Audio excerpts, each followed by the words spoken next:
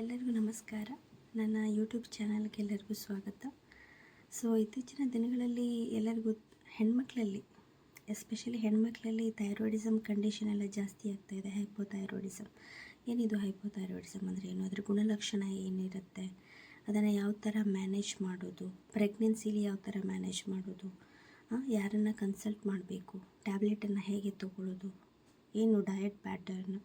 ಇದನ್ನೆಲ್ಲ ಈ ವಿಡಿಯೋದಲ್ಲಿ ನಾನು ಸಿಂಪಲ್ಲಾಗಿ ಹೇಳ್ಕೊಡ್ತೇನೆ. ಏನಿದು ಹೈಪೋಥೈರಾಯ್ಡಿಸಮ್ ಅಂದರೆ, ಹೈಪೋಥೈರಾಯ್ಡಿಸಮಲ್ಲಿ ಇದೊಂದು ಆಟೋ ಇಮ್ಯೂನ್ ಡಿಸಾರ್ಡರ್ ಆಗಿರುತ್ತೆ. ಆಟೋ ಇಮ್ಯೂನ್ ಡಿಸಾರ್ಡರ್ ಅಂತ ಹೇಳಿದರೆ ನಮ್ಮ ಬಾಡಿಯಲ್ಲಿರುವಂಥ ಹೆಲ್ದಿ ಸೆಲ್ಸ್ ಅಂದರೆ ಆರೋಗ್ಯವಂತ ಜೀವಕೋಶಗಳು ತನ್ನದೇ ಆರೋಗ್ಯವಂತ ಸೆಲ್ಲನ್ನು ಅಟ್ಯಾಕ್ ಮಾಡಿದಾಗ ಅದರಲ್ಲಿ ಇಮ್ಯುನಿಟಿ ಲೋ ಆಗಿಬಿಡುತ್ತೆ. ಬಾಡಿಯಲ್ಲಿ ಇಮ್ಯುನಿಟಿ ಲೋ ಆಗಿ ಆವಾಗ ಏನಾಗುತ್ತೆ, ಕರೆಕ್ಟಾಗಿ ಹಾರ್ಮೋನ್ಗಳು ಪ್ರೊಡ್ಯೂಸ್ ಆಗೋದಿಲ್ಲ. ಆವಾಗ ಹೈಪೋಥೈರಾಯ್ಡಿಸಮ್ ಅಂತ ಹೇಳ್ತಾರೆ. ಅದು ಕಾಯಿಲೆ ಬರುವಂಥದ್ದಾಗಿರುತ್ತೆ. ಇದರಲ್ಲಿ ಏನಾಗುತ್ತೆ, ನಮ್ಮ ಬಾಡಿಯಲ್ಲಿ ಥೈರಾಯ್ಡ್ ಗ್ರಂಥಿ ಕರೆಕ್ಟಾಗಿ ಹಾರ್ಮೋನ್ ಪ್ರೊಡ್ಯೂಸ್ ಮಾಡೋದಿಲ್ಲ, ಕಡಿಮೆ ಪ್ರಮಾಣದಲ್ಲಿ ಪ್ರೊಡ್ಯೂಸ್ ಮಾಡುತ್ತೆ. ಆವಾಗ ನಮ್ಮ TSH level, thyroid stimulating hormone ಏನಾಗುತ್ತೆ, ಇನ್ಕ್ರೀಸ್. TSH ಲೆವೆಲ್ ಜಾಸ್ತಿ ಆದಾಗ ನಮಗೆ ಹೈಪೋಥೈರಾಯ್ಡಿಸಮ್ ಅಂತ ಹೇಳ್ತಾರೆ.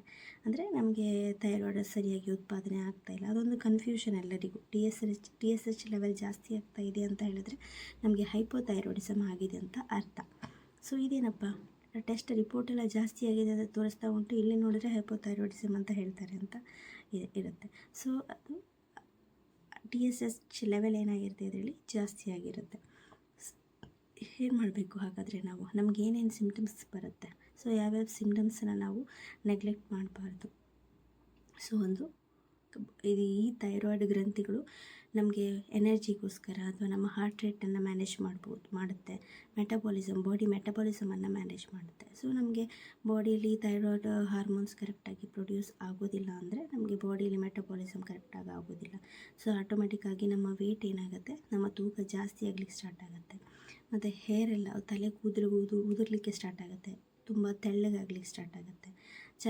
ಚರ್ಮದಲ್ಲಿ ಸ್ವಲ್ಪ ಒಣಗ್ತದೆ, ಅಂದರೆ ಡ್ರೈ ಚರ್ಮ ಆಗುತ್ತೆ, ಡ್ರೈನೆಸ್ ಇರುತ್ತೆ ಚರ್ಮದಲ್ಲಿ. ಮತ್ತು ನಮಗೆ ಸ್ವಲ್ಪ ಎನ್ಸೈಟಿ, ಹೆದರಿಕೆ ಆದಂಗೆ ಆಗುತ್ತೆ.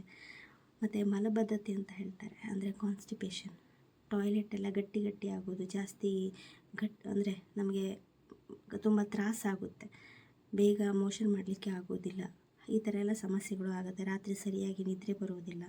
ಹೆಣ್ಮಕ್ಳಲ್ಲಿ ಮೆನ್ಸ್ಟ್ರುಯೇಷನ್ಸ್ ಎಲ್ಲ ಕರೆಕ್ಟಾಗಿ ಆಗೋದಿಲ್ಲ, ಮೆನ್ಸ್ಟ್ರುಯೇಷನ್ ಪ್ರಾಬ್ಲಮ್ ಆಗುತ್ತೆ. ಯಾವ ಥರ ಅಂತ ಹೇಳಿದ್ರೆ, ಈಗ 1.5 ತಿಂಗಳಿಗೊಮ್ಮೆ ಮೆನ್ಸ್ಟ್ರುಯೇಷನ್ ಆಗೋದು, ಇದರೆಲ್ಲ ಸಮಸ್ಯೆ ಆಗುತ್ತೆ. ಪ್ರೆಗ್ನೆನ್ಸಿ ಟೈಮಲ್ಲಿ ಏನಾಗುತ್ತೆ ಅಂತ ಹೇಳಿದ್ರೆ, ಈಗ ಅದು TSH ಲೆವೆಲ್ ಇನ್ನೂ ಜಾಸ್ತಿ ಆಗಿಬಿಡುತ್ತೆ ಪ್ರೆಗ್ನೆನ್ಸಿ ಟೈಮಲ್ಲೆಲ್ಲ ಬಂದುಬಿಟ್ರೆ. ಆವಾಗ ಡಾಕ್ಟ್ರನ್ನ ಕನ್ಸಲ್ಟ್ ಮಾಡೋದು ತುಂಬ ನಮಗೆ ಅವಶ್ಯಕತೆ ಇರುತ್ತೆ. ಮತ್ತು ಇನ್ನೊಂದು ವಿಷಯ ಏನಂತ ಹೇಳಿದ್ರೆ, ಈ ಥೈರಾಯ್ಡ್ ಗ್ರಂಥಿಗಳು ಅಥವಾ ಈ ಹಾರ್ಮೋನುಗಳು ನಮ್ಮ ದೇಹದಲ್ಲಿ ಕರೆಕ್ಟಾಗಿ ಉತ್ಪಾದನೆ ಆಗಲಿಲ್ಲ ಅಂತ ಹೇಳಿದ್ರೆ ಅದು ಇನ್ಫರ್ಟಿಲಿಟಿ, ಅಂದರೆ ಫರ್ಟಿಲಿಟಿ ಮೇಲೆ ಎಫೆಕ್ಟ್ ಆಗಿ ಇನ್ಫರ್ಟಿಲಿಟಿ ಆಗುವಂಥ ಚಾನ್ಸಸ್ ಕೂಡ ಇರುತ್ತೆ. ಮಕ್ಕಳಾಗದೇ ಇರುವುದು, ಹೆಣ್ಣು ಮಕ್ಕಳಲ್ಲಿ ಆಗೋದಿಲ್ಲ, ಈ ಥರ ಒಂದು ಸಮಸ್ಯೆ ಕೂಡ ಆಗುತ್ತೆ. ಇದಕ್ಕೆ ನಾವೇನು ಮಾಡಬೇಕು? ನಮಗೆ ಏನಾದರೂ ಈ ಥರ ಗುಣಲಕ್ಷಣಗಳು ಕಾಣಿಸ್ತಾ ಇದೆ ಅಂತ ಹೇಳಿದ್ರೆ ನಮಗೆ ಹೈಪೋಥೈರಾಯ್ಡಿಸಮೇ ಇರಬೇಕಂತ ಏನಿಲ್ಲ, ಬೇರೆ ಕಂಡೀಷನ್ಸು ಇರಬಹುದು. PCOD, PCOS ಎಲ್ಲೂ ಕೂಡ ವೇಟ್ ಗೇನ್ ಎಲ್ಲ ಆಗುತ್ತೆ. ಆದರೆ ಕೆಲವೊಂದು ಈ ಥರ ಸಡನ್ನಾಗಿ ನಮಗೆ ವೇಟ್ ಗೇನ್ ಆಗೋದು, ತಲೆ ಕೂದಲು ಉದುರೋದು, ಸರಿಯಾಗಿ ನಿದ್ರೆ ಬರ್ತಾ ಇಲ್ಲ, ಲೇಸಿನೆಸ್ ಇರುತ್ತೆ. ಈ ಹೈಪೋಥೈರಾಯ್ಡಿಸಮಲ್ಲಿ ಲೇಸಿನೆಸ್ ಅಂದರೆ ಒಂದೇ ಕಡೆ ಕೂತ್ಕೊಂಡಿರೋದು, ಜಾಸ್ತಿ ಮಲ್ಕೋಬೇಕಂತ ಅಂದರೆ ಸ್ವಲ್ಪ ಟಯರ್ಡ್ನೆಸ್ ಇರುತ್ತೆ, ತುಂಬ ಫೆಟಿಗ್ ಆಗ್ತಾ ಇರುತ್ತೆ, ಟಯರ್ಡ್ ಆಗ್ತಾ ಇರುತ್ತೆ. ನಾವು ಏನು ಮಾಡಬೇಕು? ಎಂಡೋಕ್ರೈನಾಲಜಿಸ್ಟ್ ಅಂತ ಹೇಳ್ತಾರೆ, ಇದನ್ನೆಲ್ಲ ಚೆಕ್ ಮಾಡಲಿಕ್ಕೆ ಎಂಡೋಕ್ರೈನಾಲಜಿಸ್ಟ್. ಅವ್ರ ಹತ್ರ ಹೋಗಿ ಕನ್ಸಲ್ಟ್ ಮಾಡಿದರೆ ಕೆಲವೊಂದು ನಿಮಗೆ ಬ್ಲಡ್ ಟೆಸ್ಟ್ ಬರ್ಕೊಡ್ತಾರೆ. T3, T4, TSH ಇರ್ಬೋದು, ಆ್ಯಂಟಿಜನ್ ಟೆಸ್ಟ್ ಇರುತ್ತೆ. ಈ ಟೆಸ್ಟ್ ಎಲ್ಲ ಮಾಡಿದರೆ ನಿಮ್ಗೆ ಗೊತ್ತಾಗುತ್ತೆ ನಿಮಗೆ ಹೈಪೋಥೈರಾಯ್ಡಿಸಮೇ ಇದೆಯಾ ಅಥವಾ ಬೇರೆದೇನಾದರೂ ಸಮಸ್ಯೆ ಇದೆಯಾ, ಹಾರ್ಮೋನಲ್ ಇಂಬ್ಯಾಲೆನ್ಸ್ ಅಂತ ಹೇಳ್ತಾರೆ, ಈ ಥರ ಏನಾದರೂ ಆಗಿದೆಯಾ, ಬೇರೆದೇನಾದರೂ ಸಮಸ್ಯೆ ಉಂಟಾ ಅಂತ ಕಂಡುಹಿಡಿಬೋದು. ಒಂದು ವೇಳೆ ಹೈಪೋಥೈರಾಯ್ಡಿಸಮ್ ಆಗಿ ಡಯಾಗ್ನೋಸಿಸ್ ಎಲ್ಲ ಆದರೆ ನಮಗೆ ಡಾಕ್ಟ್ರು ಟ್ಯಾಬ್ಲೆಟ್ ಬರ್ಕೊಡ್ತಾರೆ. ಅದನ್ನು ಆ ಡೋಸ್ ಪ್ರಕಾರ ಕರೆಕ್ಟಾಗಿ ಮಾರ್ನಿಂಗ್ ಬೆಳಿಗ್ಗೆ ಎಂಟಿ ಸ್ಟಮಕಲ್ಲಿ ತಿನ್ನಬೇಕು. ಎಂಟಿ ಸ್ಟಮಕಲ್ಲಿ ತಿಂದ ತಕ್ಷಣ ಏನೂ ನಾವು ಆಹಾರವನ್ನು ಸೇವಿಸಬಾರ್ದು. ಅದರ ಬಾಡಿ ಅದು ಆ ಡ್ರಗ್ ಎಫೆಕ್ಟ್ ಆಗಬೇಕಂತ ಹೇಳಿದರೆ 1 ಗಂಟೆ 1.5 ಗಂಟೆ ನಂತರ ನಾವು ಆಹಾರವನ್ನು ಸೇವನೆ ಮಾಡಬೇಕು. ಅದು ಮುಖ್ಯವಾಗಿರುತ್ತೆ ಇದರಲ್ಲಿ, ಇಲ್ಲಾಂದರೆ ಡ್ರಗ್ ಎಫೆಕ್ಟ್ ಇರೋದಿಲ್ಲ. ಇನ್ನೊಂದು ವಿಚಾರ ಏನಂತ ಹೇಳಿದ್ರೆ, ನಾವು ಅದೇ ನಮ್ಮ ಫುಡ್ ಹ್ಯಾಬಿಟ್ ಯಾವ ಥರ ಇರಬೇಕು, ಲೈಫ್ ಸ್ಟೈಲ್ ಫುಡ್ ನಮ್ಮ ಪ್ಯಾಟರ್ನ್ ಯಾವ ಥರ ಇರಬೇಕು. ಜಾಸ್ತಿ ಸ್ಟ್ರೆಸ್ ಟೆನ್ಷನನ್ನು ಮಾಡ್ಕೋಬಾರ್ದು. ಈಸಿಯಾಗಿ ಹೇಳಲಿಕ್ಕಾಗತ್ತೆ ಸ್ಟ್ರೆಸ್ ಟೆನ್ಷನ್, ಆದರೆ ಈಗಿನ ವಾತಾವರಣವೇ ಸ್ಟ್ರೆಸ್, ಈಗಿನ ವಾತಾವರಣವೇ ಟೆನ್ಷನಲ್ಲೇ ಇರ್ತೇವೆ. ಸೊ ಆದಷ್ಟು ನೀವು ಸ್ವಲ್ಪ ಯೋಗ ಮೆಡಿಟೇಷನ್ ಎಲ್ಲ ಮಾಡಬೇಕು. ಎಕ್ಸಸೈಸ್ ನಾರ್ಮಲಾಗಿ ಎಕ್ಸಸೈಸ್ ಮಾಡುವವರು ಹೆಲ್ದಿಯಾಗಿರೋರು ಒಂದು 30 ಮಿನಿಟ್ಸ್ ಮಾಡಿ ವೆಯ್ಟ್ ಲಾಸ್ ಮಾಡ್ಬೋದು. ಆದರೆ ಈ ಥೈರಾಯ್ಡಿಸಮ್ ಎಲ್ಲ ಇರೋರಿಗೆ ನಾವು ಅವರು ಡಬ್ಬಲ್ ಟೈಮನ್ನು ಕೊಡಬೇಕಾಗುತ್ತೆ. ಅವ್ರು 30 ಮಿನಿಟ್ಸ್ ಮಾಡಿದ್ರೆ ನಾವು 60 ಮಿನಿಟ್ಸ್ 1 ಅವರ್ 2 ಅವರ್ ಮಾಡಬೇಕಾಗುತ್ತೆ ನಮ್ಮ ಕ್ಯಾಲರೀಸನ್ನು ಬರ್ನ್ ಮಾಡಲಿಕ್ಕೆ. ಅಷ್ಟು ಈಸಿಯಾಗಿ ಬರ್ನ್ ಆಗೋದಿಲ್ಲ, ಯಾಕಂದರೆ ಆಲ್ರೆಡಿ ಮೆಟಬಾಲಿಸಮ್ ಸ್ಲೋ ಇರುತ್ತೆ. ಅದಕ್ಕೋಸ್ಕರ ಸೊ ನೀವೆಂತ ಮಾಡಬೇಕು, ಆದಷ್ಟು ಜಾಸ್ತಿ ನೀರನ್ನು ಸೇವನೆ ಮಾಡಬೇಕು. ಸ್ವಲ್ಪ ಡೈಲಿ ಮಾರ್ನಿಂಗ್ ಒಂದು 20 ಮಿನಿಟ್ಸ್ ವಾಕ್ ಮಾಡಿ.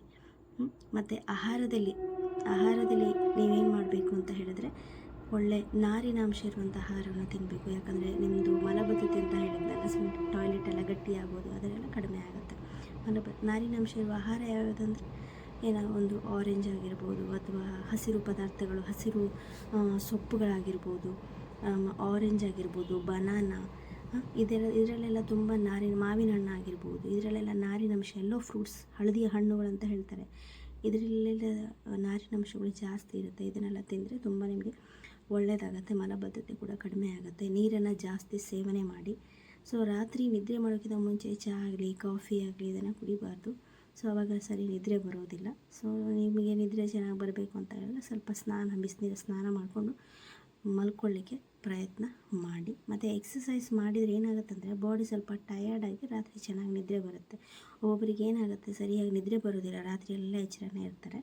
ಮತ್ತು ಸೊ ನೀವು ಒಂದು 45 ಡೇಸ್, ಈಗ ಫಸ್ಟ್ ಡಯಾಗ್ನೋಸ್ ಎಲ್ಲ ಆದಮೇಲೆ ಹೈಪೋಥೈರಾಯ್ಡಿಸಮ್ ಆಗಿದೆ, ಟ್ಯಾಬ್ಲೆಟ್ ಎಲ್ಲ ತೊಗೊಂಡಾಗಿ ಒಂದು 45 ಡೇಸಲ್ಲಿ ಮತ್ತೆ ಟೆಸ್ಟ್ ಇರುತ್ತೆ ನಿಮಗೆ. ಆ ಟೆಸ್ಟ್ ಎಲ್ಲ ಆದಮೇಲೆ TSH ನಾರ್ಮಲ್ ಬರುತ್ತೆ. ಬಂದ ತಕ್ಷಣ ನೀವೇನು ಬರುತ್ತೆ, ಇಲ್ಲಾಂದರೆ ನೆಕ್ಸ್ಟ್ ಮತ್ತೆ 45 ಡೇಸ್ ಬಿಟ್ಟು ಮತ್ತೆ ನಿಮಗೆ ಟೆಸ್ಟ್ ಇರುತ್ತೆ. ಆವಾಗ ಬರುವಂಥ ಚಾನ್ಸಸ್ ಇರುತ್ತೆ. TSH ನಾರ್ಮಲ್ ರೇಂಜಿಗೆ ಬರುತ್ತೆ. TSH ನಾರ್ಮಲ್ ಆದ ತಕ್ಷಣ ನೀವು ಟ್ಯಾಬ್ಲೆಟನ್ನು ಬಿಡೋ ಥರ ಇಲ್ಲ. ಮತ್ತು ಡಾಕ್ಟ್ರ್ ಹತ್ರ ಕನ್ಸಲ್ಟ್ ಮಾಡಿಬಿಟ್ಟು, ಒಂದು ವೇಳೆ ಡಾಕ್ಟ್ರು ಡೋಸನ್ನು ಕಡಿಮೆ ಮಾಡಿಕೊಡೋದಾದರೆ ಕಡಿಮೆ ಮಾಡಿಕೊಡ್ತಾರೆ. ನೀವಾಗೆ ಸ್ವಂತ ಡಿಸಿಷನ್ ಮಾಡಿಬಿಟ್ಟು ಡೋಸನ್ನು ಹೆಚ್ಚು ಕಡಿಮೆ ಮಾಡಬಾರ್ದು, ಅದು ತಪ್ಪು. ಸೊ ಡಾಕ್ಟ್ರ್ ಹತ್ರ ಹೋಗಿಬಿಟ್ಟು ನೀವು ಡೋಸನ್ನು ಏನಾದರೂ ಟ್ಯಾಬ್ಲೆಟ್ ಅವರು ಹೇಳೋ ಥರನೇ ತೊಗೋಬೇಕು. ಈ ಥರ ಮಾಡಬೇಕು.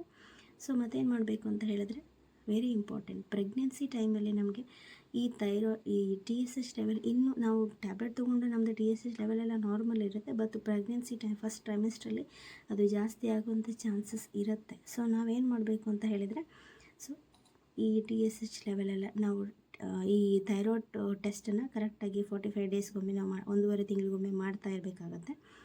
ಸೊ ಈ ಪದ್ಧತಿನ ನೀವು ಅನುಸರಿಸಿ. ಸೊ ಇದನ್ನೆಲ್ಲ ಮಾಡಿದರೆ ಒಳ್ಳೆಯದಾಗತ್ತೆ. ಸೊ ಆದಷ್ಟು ಫುಡ್ಡಲ್ಲಿ ನಾರಿನಾಂಶ ಇರುವಂಥ ಆಹಾರವನ್ನು ತಿನ್ನಿ. ಸೊ ವೆಯ್ಟ್ ಲಾಸ್ ಮಾಡಬೇಕಂತ ಹೇಳ್ಬಿಟ್ಟು ಕೆಲವೊಬ್ಬರು ನೈಟೆಲ್ಲ ಚಪಾತಿ ಎಲ್ಲ ತಿಂತಾರೆ. ಗ್ಲೂಟನ್ ಫ್ರೀ ಆಹಾರವನ್ನು ಊಟ ಮಾಡಬೇಕು. ಸೊ ಚಪಾತಿ ಎಲ್ಲ ಜಾಸ್ತಿ ತಿನ್ನಲಿಕ್ಕೆ ಹೋಗಬೇಡಿ, ಸೆಂಟ್ರಲ್ ಒಬೆಸಿಟಿ ಆಗಿಬಿಡುತ್ತೆ. ಹೊಟ್ಟೆ ಮಧ್ಯೆ ಮಾತ್ರ ತುಂಬ ಒಬೆಸಿಟಿ ಬಂದುಬಿಡುತ್ತೆ. ಸೊ ಸ್ವಲ್ಪ ಅನ್ನ ಮತ್ತು ಒಂದು ಸ್ವಲ್ಪ ತರಕಾರಿ ಜಾಸ್ತಿನ ಹಾಕಿ ಊಟ ಮಾಡಿದರೆ ನಿಮಗೆ ಒಳ್ಳೆಯದು. ಸ್ವಲ್ಪ ಈ ಥರ ಎಲ್ಲ ಮಾಡೋದ್ರಿಂದ ಏನಾಗುತ್ತೆ, ನಾವು ನಮ್ಮ ಈ ಸಿಂಪ್ಟಮ್ಸನ್ನು ಮ್ಯಾನೇಜ್ ಮಾಡ್ಬೋದು. ಸೊ ಆದಷ್ಟು ಮತ್ತು ಸ್ವಲ್ಪ ನಮ್ಮ ಮೂಡ್ ಸ್ವಿಂಗ್ಸ್ ಇರುತ್ತೆ, ತುಂಬ ಸಿಟ್ಟು ಬರುತ್ತೆ ಈ ಥೈರಾಯ್ಡಿಸಮ್ ಇರೋರಿಗೆಲ್ಲ. ಸ್ವಲ್ಪ ಇದನ್ನು ಮ್ಯಾನೇಜ್ ಮಾಡಲಿಕ್ಕೋಸ್ಕರ ಸ್ವಲ್ಪ ನಾನು ಹೇಳಿದ ಪ್ರಕಾರ ಧ್ಯಾನ ಎಲ್ಲ ಮಾಡಿದರೆ ತುಂಬ ಒಳ್ಳೆಯದು ನಿಮಗೆ. ಸೊ ನಿಮಗೇನಾದರೂ ಡೌಟ್ ಇದ್ದರೆ ಕಮೆಂಟ್ ಮಾಡಿ. ಇದರಿಂದ ಏನಾದರೂ ನಿಮಗೆ ಸ್ವಲ್ಪ ಬೆನಿಫಿಟ್ ಏನಾದರೂ ಆಗಿದರೆ ದಯವಿಟ್ಟು ನಮ್ಮ ಚಾನಲನ್ನು ಸಬ್ಸ್ಕ್ರೈಬ್ ಮಾಡಿ. ಥ್ಯಾಂಕ್ ಯು, ಧನ್ಯವಾದಗಳು.